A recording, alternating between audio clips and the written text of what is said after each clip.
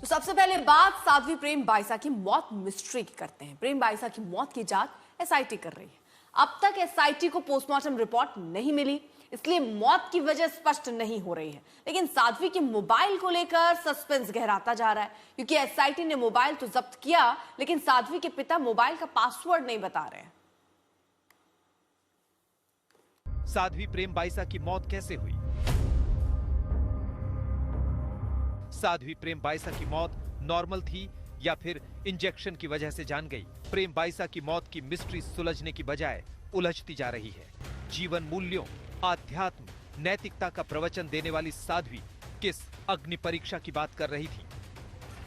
वो क्या था जिसने साध्वी को अग्नि परीक्षा के लिए विवश किया?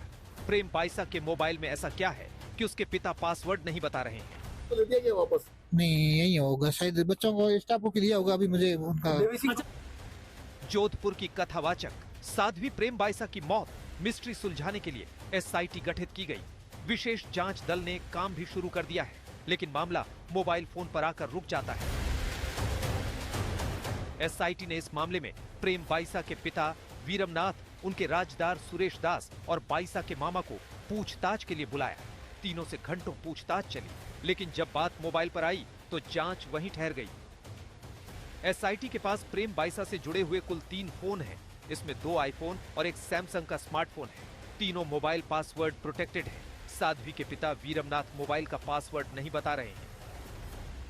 प्रेम बाइसा की मौत किन वजहों से हुई, इसको लेकर पोस्टमार्टम रिपोर्ट नहीं आई है। 28 तारीख को उनकी मौत हुई, 29 को पोस्टमार्टम और 30 जनवरी को अंतिम क्रिया। इस मामले में किसी की गिरफ्तारी नहीं हुई, बस पूछताछ और पड़ताल हो रही है। पुलिस उन टूटी कड़ियों को जोड़ने की कोशिश कर रही है जिससे इस केस के तह तक पहुंचा जा सके। आश्रम से घर, घर से अस्पताल, अस्पताल से आश्रम, इन सभी कड़ियों को एसआईटी जोड़ रही है। आश्रम से सीसीटीवी का हटाए जाने पर वीरमनाथ का कहना है कि कैमरा लगा ही नहीं था, सिर्फ केबल लगाया था। टीवी तो आप ही देख लो, आप इतने समझदार हो। बोलने से ज्यादा सुनने वाला विवेकशील होता है। हम यहाँ से मतलब 5:22 में वो निकले लगभग आईडिया में, और हॉस्पिटल से 5:30 पे उनकी मतलब डेथ की वो क्या बोलते हैं, इंक्वायरी भी होगी। उन्होंने के प्राण त्याग दिए। तो फिर हॉस्पिटल वापस आए तो उनसे पहले यहाँ गाड़ियां आई हुई थी। दोबारा अगर हिंदुस्तान का कोई भी मैकेनिक ये बोल दे कि महाराज के आश्रम में मैंने कैमरे लगवाए, ठीक है ना, कोई न कोई लगा नहीं तो पूरे हिंदुस्तान में न्यूज चल रही है कि महाराज ने कैमरे हटा दिए, तो कोई न कोई मैकेनिक बोला ना कि भाई मैंने कैमरे लगाए।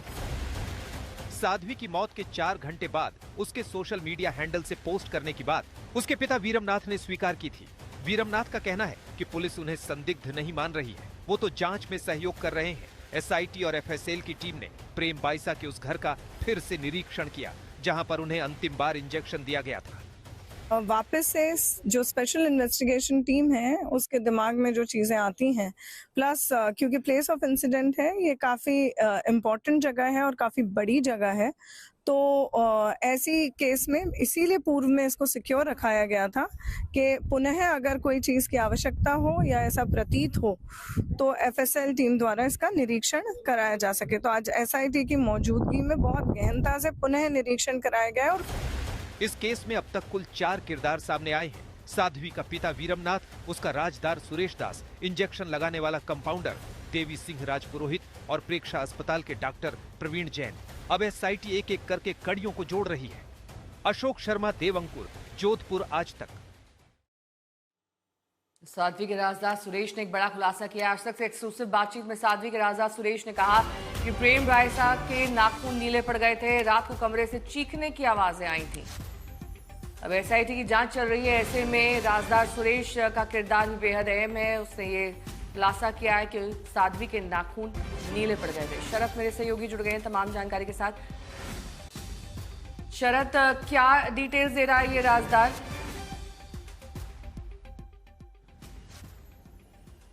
देखिए सुरेश, ये बता रहा है कि जिस वक्त हम लेके निकले थे अस्पताल के लिए तो नाखून नीले पड़ गए थे। अब हमारे कई विशेषज्ञों से बात हुई, नाखून नीले पड़ने की एक वजह जहर भी हो सकती है और दूसरे कारण भी हो सकते हैं कि कई दिन से खाए पिए नहीं।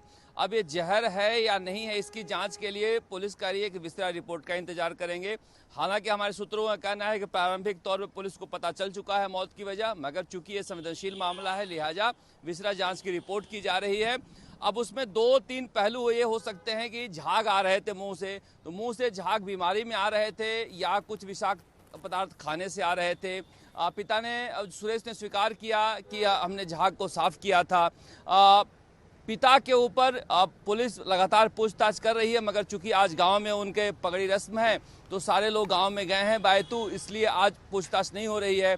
अब ये जो पिता वीरमनाथ थे वो ट्रक ड्राइवर थे और इनकी माँ जो थी वो साध्वी थी और वो माँ की वजह से ही पूरा परिवार जो है वो धर्म के, सनातन धर्म के से जुड़ा था। जी ठीक है, शरत रहिए जरा आप साथ। अब ये जो राजदार है वो क्या कह रहा है आपको वो भी सुनवाते हैं। बाद में 2-3 घंटों बाद में 3-4 मिनट लग गया था लगभग।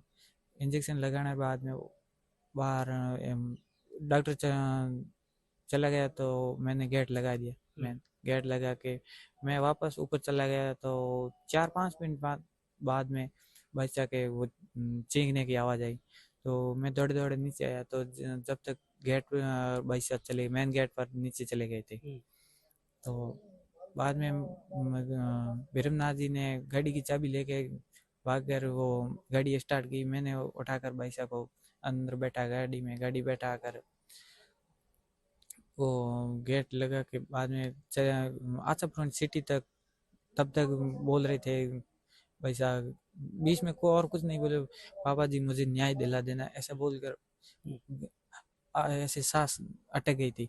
मैंने यहाँ से दबाने की कोशिश की बहुत, बाद में उनकी सांस आने की मैंने बोला कि ये हाथ नाखून देके, हाथ एक मेरे को पकड़ा हुआ था तो नाखून देखे तो नाखून ग्रीन तरह ऐसे हो गए थे। तो बाद में हॉस्पिटल तब तक गए थे, तब मेरे को ऐसा नहीं लगा कि साध्वी प्रेम भाईसा के मामा से भी आश्रित ने एक्सक्लूसिव बातचीत की है। सुनिए वो क्या कह रहे हैं। राम जी, क्या पता चला, सबसे पहले पूरी कहानी बताओ। सर मेरे पास लगभग 7-1 बजे कॉल आया। किसका? इनके मतलब स्टाफ का ही आया। राम जी आप, मैं जयपुर था तो भाई तुरंत आप जोधपुर आ जाओ। मैंने कहा क्या हुआ? तो प्रेम भाई की तबीयत ज़्यादा खराब है, आप फटाफट जोधपुर आ जाओ। तो फिर मैं फैक्ट्री में था, मैं प्राइवेट जॉब करता हूँ। तो वहाँ पर मैंने भाई ऐसे तबीयत खराब है मैं आ जाऊँगा, उसके है। फिर मैंने एक दूसरे जने को और कॉल किया तो उन्होंने बोला भाई तबीयत ज़्यादा ही खराब है, कोई इंजेक्शन लग गया, रिएक्शन कर दिया गया और ज़्यादा परीक्षा हॉस्पिटल में है और आप फटाफट वहाँ से जल्दी से जल्दी जितना हो सके जल्दी से आ जाओ। फिर मैं वहाँ से रवाना हो गया और रेलवे स्टेशन आया तो ट्रेन तो मेरी निकल गई। फिर मैं 200 फुट आके बस में बैठ के आ गया। लगभग 2:30-1 बजे मैं इधर आ गया जोधपुर रात को। आज से मतलब महात्मा गांधी आ गया था मैं। तो जब तक ये मतलब इमरजेंसी में रखवा दिया और फिर मैं जो गांव से लोग आए हुए थे उनके साथ बैठ के आश्रम चला गया।